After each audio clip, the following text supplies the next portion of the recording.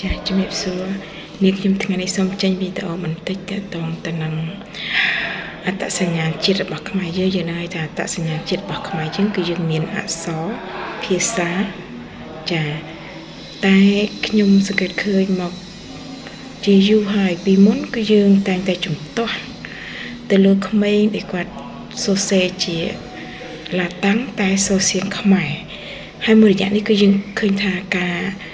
មានការលុបបំបាត់បានច្រើនសឹងតែ 99.9% ហើយ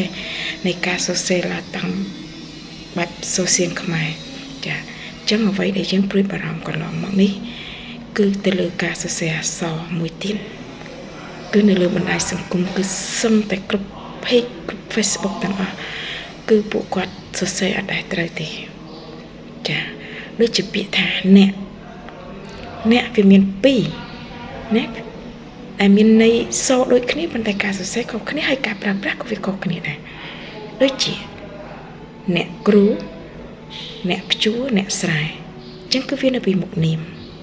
កាលណាវានៅពីមុខនាមគឺយើងត្រូវសរសេរអក្សរអជាងណនិងកអ្នក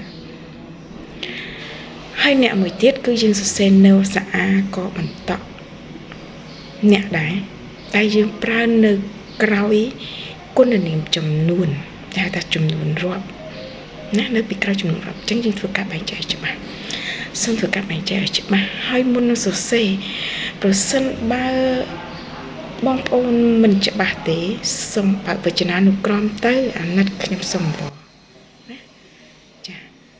បើកវចនានុក្រមទៅសូម្បីតែខ្ញុំហ្នឹងក៏ខ្ញុំនៅមានការប្រាំងព្រាត់មួយចំនួនដែរពាក្យខ្លះយើងអត់ដែរប្រើយើងអត់ដែរសរសេរគឺវាគឺយើងមានការភ្លេចភ្លាំងច្រើនអញ្ចឹងយើងត្រូវតែស្រាវជ្រាវធ្វើម៉េចសរសេរឲ្យត្រូវពីព្រោះបណ្ដាញសង្គមនេះគឺជាប្រព័ន្ធផ្សព្វផ្សាយមួយដ៏ទូលំទូលាយជ្រាបដល់ក្រអៅបេះដូងរបស់ក្មេងៗអញ្ចឹងការសរសេរបែបណាការផ្សព្វផ្សាយក៏បែបនោះដែរសរសេរឥត